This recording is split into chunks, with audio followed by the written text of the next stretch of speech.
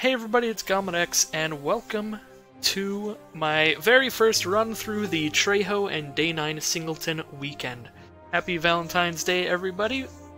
Magic Arena put up the Singleton format for Valentine's Day for everybody as kind of a cute little joke. You know, Singleton, Mingleton, all that stuff. Let's go ahead and show off the deck that I'm playing here. I'm that kind of person. I'm gonna run a Persistent Petitioners deck just because it's hilariously not in the spirit of Singleton, which is what I love about it so much. So Singleton is a format in which you can only play one of every card, and that's basically the only rule that's different than regular Magic. So the only cards that break the rule are basic lands and cards that say a deck can have any numbers of this card. So you have two options if you want to make a deck that you shouldn't be able to make in Singleton. You can make a Persistent Petitioners deck, or you could make a Rat Colony deck. So Rat Colony decks are much more on the regular combat aggressive end. You just play a bunch of Rat Colonies and they get really high power. And you just swing in, so you want to put a bunch of stuff in there that helps them get first strike till end of turn, or trample, or something like that to just overwhelm your opponent. And then Petitioners is on the milling side. You're never going to do any combat, or you're never going to do any attacks with them. They will block a lot of little stuff, though. They are 3 toughness creatures. So yeah, the deck I'm running is 250 cards because that is the maximum deck size on Arena, so I will always win a mill mirror match that way. And it's also hilarious. Like, because when you're running a deck based on Persistent Petitioners, the only cards that really matter a whole lot are your lands, your Petitioners, and since you can have any number of each, you might as well just make it a 250 card deck, because that's hilarious. So yeah, obviously, we run all the Petitioners, and then we run 90 lands in here.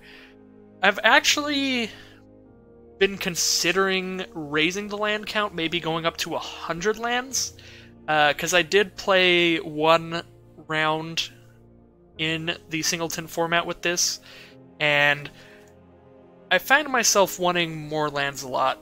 Because I feel like I'm always wanting to play 2 copies of Petitioners on turn 4, and sometimes I'm not drawing enough lands to do that. But yeah, so we run all the Petitioners, we run 90 lands, so you just run a bunch of islands, and then every land that does something, like some kind of mild upside, because you're a mono-blue deck, you can have a couple colorless sources, especially because we have 3 colorless sources in a 250 card deck. That's really not a problem. So much of our stuff taps for blue that we'll be fine. And yeah, and then I run every single counter spell that is in Standard that can counter a non-creature spell. That way I have as many answers to a Wrath effect as possible. As many answers to my opponent going Deafening Clarion, or Ritual of Soot, or Ixalan's Binding, or anything like that. I have this many counters, which basically means I've got like a 50-50 chance of my hand just being a bunch of Petitioners and lands, or maybe a bunch of Petitioners, 1 counterspell, and some lands. So yeah, let's just hop into the games and see how this turns out. So I mean, I've been seeing a lot of white-blue flyers in Singleton. Other than that, I'm not noticing a lot of trends, but I have noticed like 3 white-blue flyers decks, and everything else has just been, you know, a different deck each time. I did play against a opposing Persistent Petitioners deck that was a 60-card deck instead of a 250-card deck, so I automatically won that game, basically. So that was cool. But yeah, I don't really know how this format's shaping up. Oh, that's the matchup! Petitioners versus Rat Colony, let's go. Let's go. I don't actually know which deck wins this matchup. Probably Rat Colony, actually. I guess it's literally down to whoever draws the most creatures wins. Because our creatures always trade. I forgot to use my ability there, that was loose. Oh wait, no I couldn't. Oh wait, yeah I could. Derp. Yeah, I think whoever draws more creatures wins. So I could have milled them one card there. It probably won't matter. Actually, it might, because I'll have to mill them slowly, because I have a feeling I'm not going to be able to keep 4 Petitioners on this board very long. We're going to have to trade all our stuff.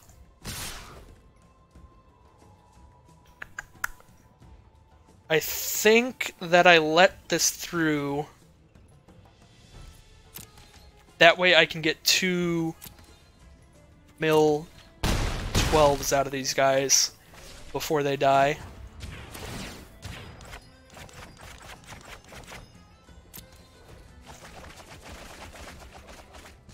So yeah, there's like...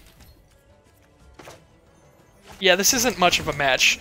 It's just a very even chance of whoever's gonna win. It's literally whoever draws more creatures. Because all of our cards trade exactly 1 for 1. And I've got to trade everything now. So they have 6 creatures, I have 5, so they're winning right now.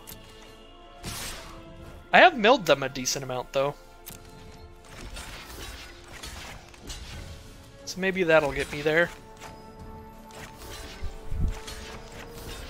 Block with that one as well. That way I have one that's not summoning sick to mill one more card with.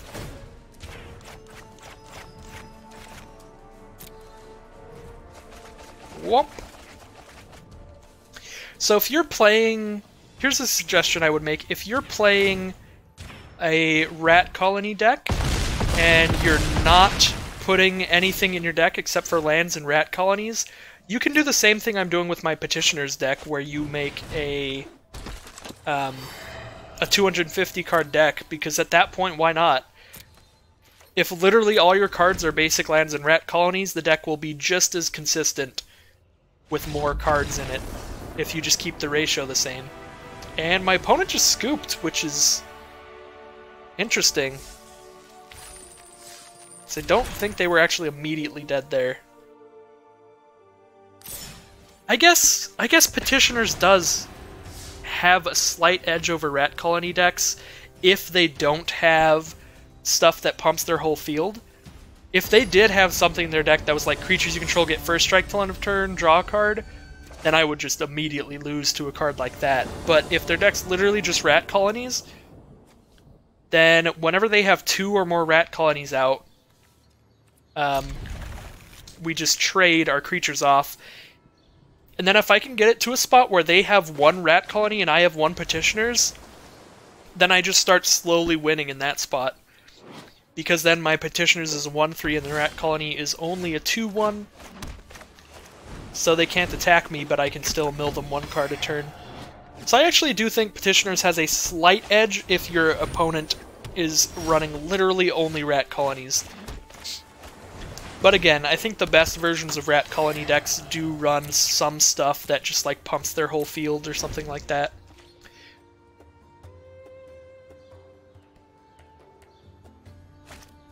So we are playing against Esper, at least right now. Definitely some kind of control build, it looks like. I guess we don't really know. All we see is Dawn of Hope, which doesn't tell us much, because this is good in a control deck or in just like a life gain aggro deck.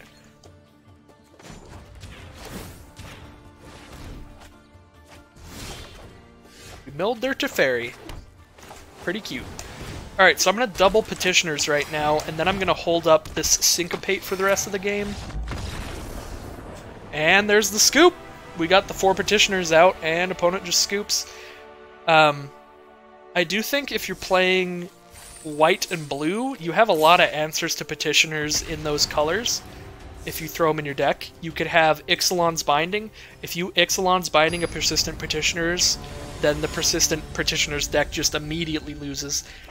Ixalan's Binding is exile a non-land permanent, and players can't cast cards with the same name as that permanent. So you exile Petitioners, and they just can't cast anything in their deck for the rest of the game. So Petitioners just immediately loses to that. You also have your Wrath of God effects, like Cleansing Nova, that are really good against Petitioners. Because if they don't have the counterspell right then then you just destroy all their creatures, and you probably just destroyed 4 or more Petitioners. And then hopefully you can play creatures of your own to kill them before they assemble 4 more Petitioners. Because Petitioners decks don't tend to have any draw power or anything like that. Yeah, and also in like white and blue you can just have a bunch of flying creatures and attack around the Petitioners.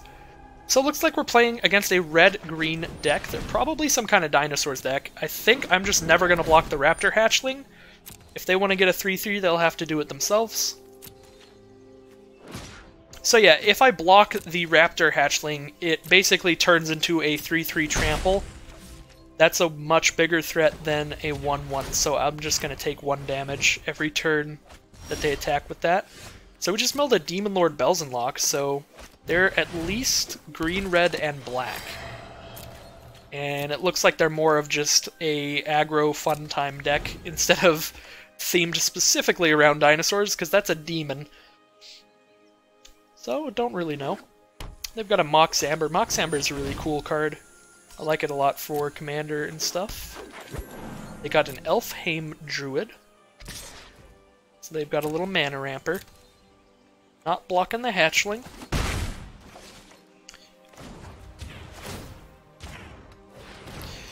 One damage a turn is like really not scary at all for a Petitioners deck, because if they don't manage to kill any of your Petitioners, you can kill your opponent much faster than in 18 turns that it'll take me to die to the 1 damage. Palladium Moors, that will kill me fast. Alright. So that's going to take 3 hits to kill me whether or not I take this additional 1 damage, so we'll take the additional 1 damage. Let's go ahead and mill them for 12.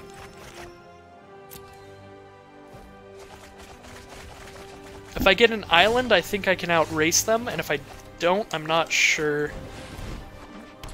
So I take 6, mill them 12, take 6, mill them 12. I'm playing a Petitioners deck. I'm not here to do maths. I'll just find out when we come to it whether or not I'll kill them, because it's not going to change the way I play at all. I'm obviously just going to mill them in their end step. And then if they ever have 12... Oh boy. So I think I just lost because they got 2 6/6 flyers out. Because next turn, they attack me for 12 in the air.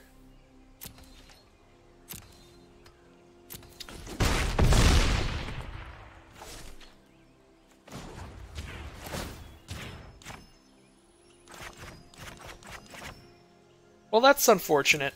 Oh, wait. I think it's important to note, I would not have won if I did block that Hatchling earlier either. It's not like if I blocked the Hatchling earlier, I wouldn't be taking 1 a turn. Because if I blocked the Hatchling earlier, it turns into a 3/3 trample. So then I'm either chump blocking every turn and losing a Petitioners, or taking 3 every turn. So...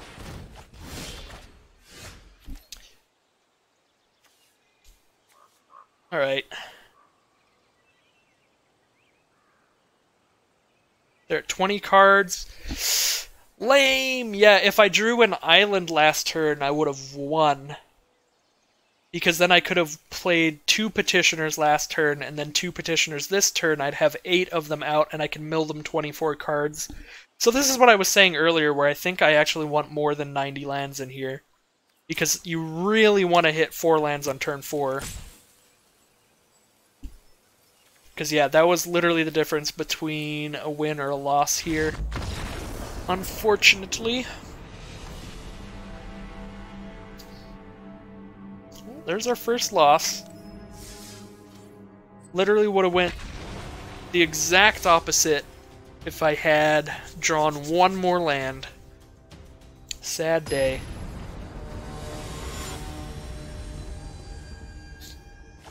Yeah, I kind of made this deck sort of as a joke, because I heard on Magic Mike's that the standard Pauper Menace was 90 island, and 160 petitioners. So I started with just that, and then I started slightly changing it from then on.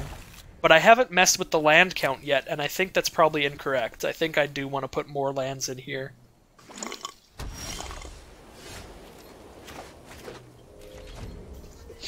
Especially since I got to put some utility lands in, like the Arch of Erazka and Zhalfirin Void.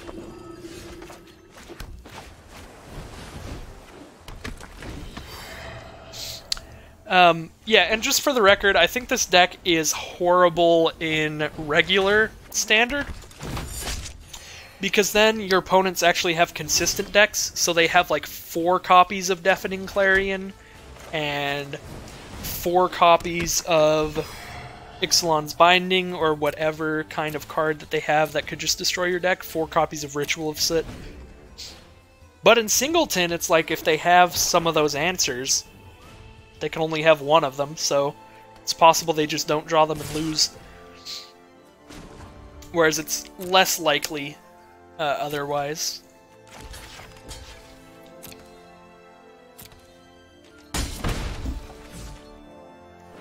So this has Death Touch. I don't really want to lose any Petitioners to kill that.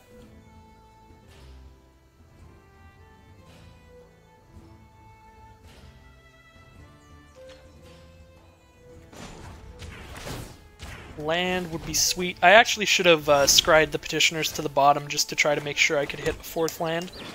I got my only tapped land. I got the 1 out of 90 lands that comes into play tapped. Unfortunate. Obviously, ideally, you draw that on turn 1 or turn 3. Not on turn 2 or turn 4 when you need your land untapped.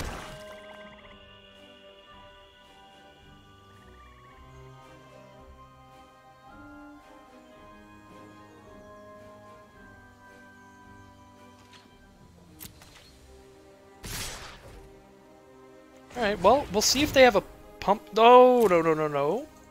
Let's see if they have a pump spell. I'm gonna block with 2 Petitioners. So if they don't have a pump spell, I just get to kill that guy. And they don't, so I just get to kill that. Pretty nice. And passing turn, let's mill them 1.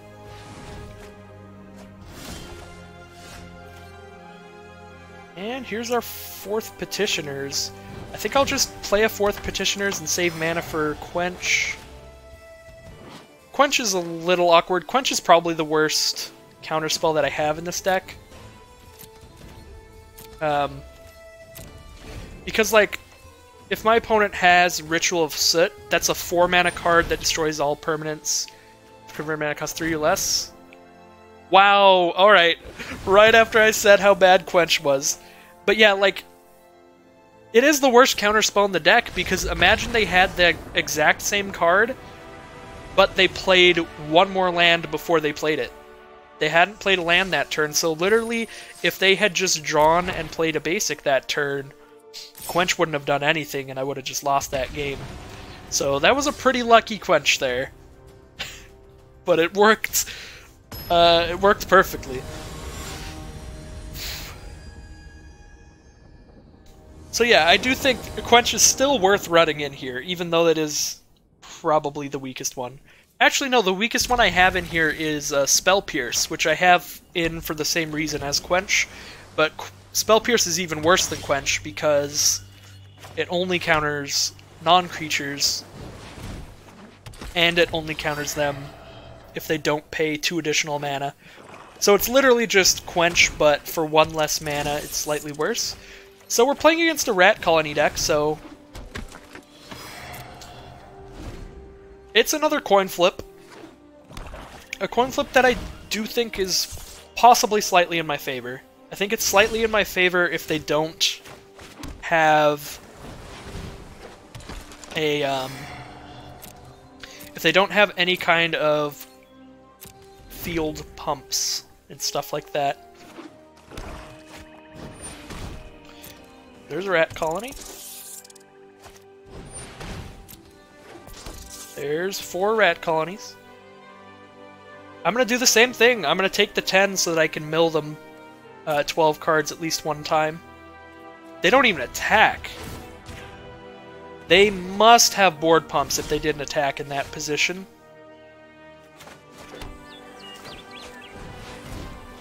This is the second time I really wanted that to just be an island.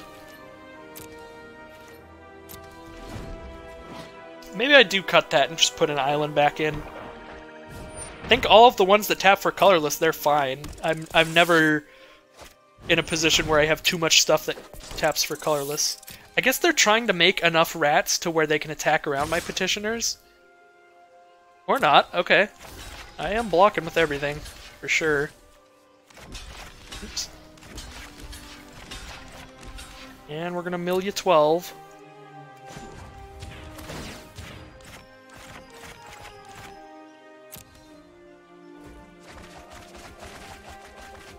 That's a bunch of rats and a bunch of lands. Looks like they're running the standard all rats deck. We're gonna drop out petitioners, we're just gonna block. Memorial to Genius also just really helps me win this game, actually. Because it's literally, it's whoever draws more creatures wins, sort of. And this, once I have too many lands, I just turn this into probably more creatures.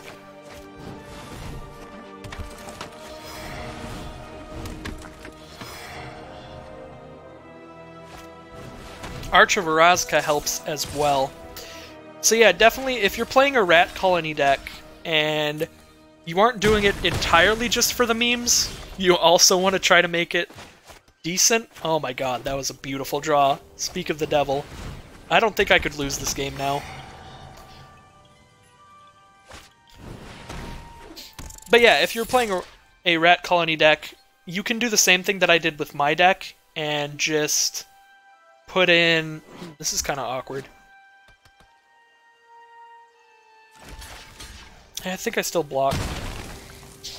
Just put in the good colorless lands. So put in Arch of Orazca and Zhalfir Void. Definitely Arch of Orazca. I think this just goes into any monocolored Singleton deck. So I'm going to draw 2 cards here. And 2 petitioners. Perfect. Just need to draw more creatures than them. And currently we are winning on that front. Especially if I get to the City's Blessing eventually later in this game. It'll basically just be impossible for them to draw more creatures than me. Alright, there's the scoop. Thanks to us having better lands than them, basically. Was the whole thing. Alright, 4 wins right now. I only need to win 1 more, and I will get that beautiful Galta. So yeah, that's what the rewards are for this. It's completely free, and no matter how you do, as long as you get 1 win, anything between 1 and 4 wins, you get a alternate art Duress, which has the... I believe it's the original artwork for Duress from way back in Urza's Saga. And, I'm gonna keep this one. What? Reconnect. What is going on? If you win 5 rounds, then you get a alternate art Galta. What is happening? What is happening? Please tell me I didn't just lose that game. I was at 4 wins. Let me make sure my internet is fine. Yeah, my internet's doing fine. This is just a server issue or something. This would be a really unfortunate way to end this event. This gives me a loss. Well, I was gonna keep that 6-card hand and then scry anything that wasn't a land to the bottom. Put a land on top. Oh? Oh? Local player versus opponent. Opponent is opponent.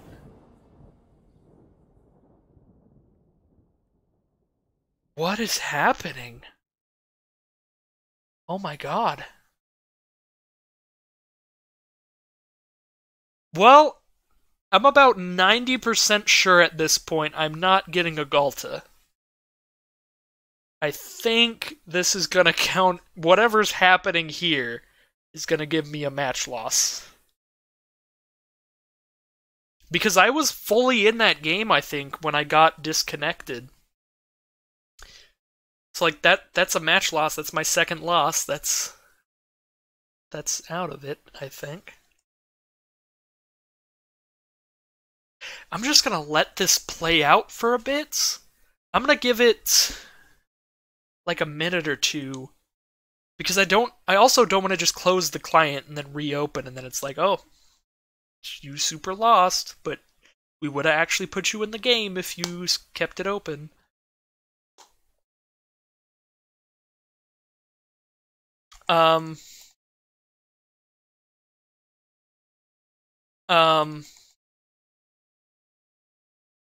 Okay. Well, this is unfortunate.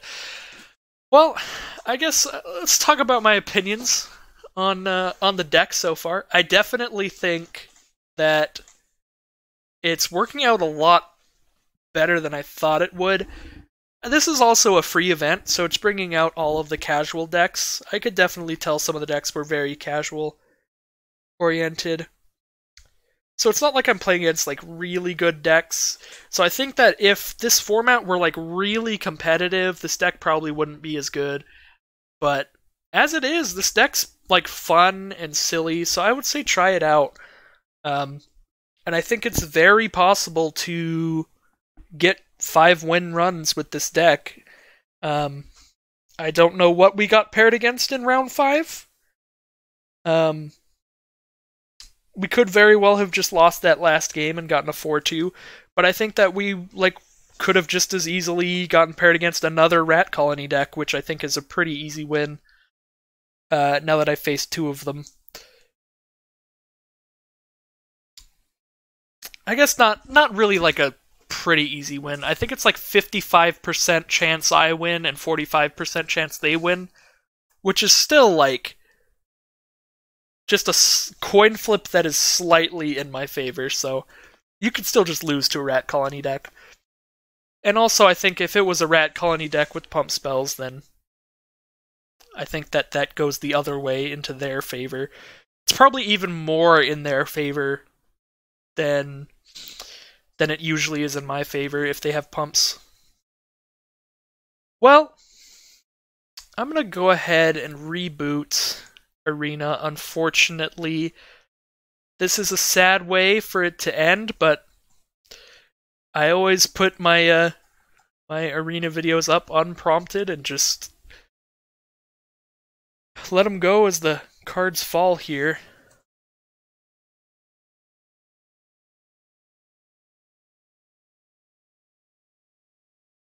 Just see what happens.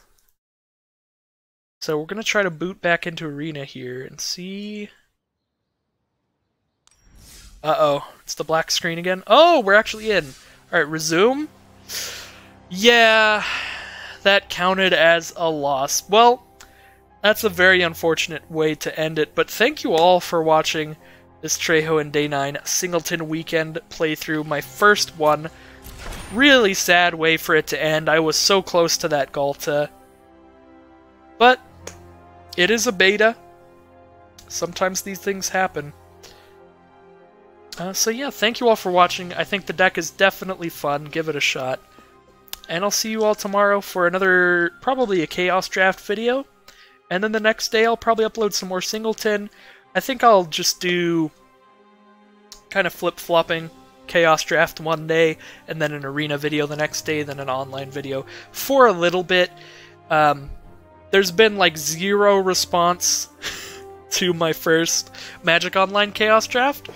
Like nobody has commented on if they're interested in it at all, so if I get like no response on the next couple Chaos Drafts, I'll probably just play the drafts on my free time and go back to just Arena videos every day, because I know that there are some viewers out there that comment on most of my videos that definitely want to see more. So, thank you all for watching, and I'll see you again tomorrow for some more Magic the Gathering, some way or another.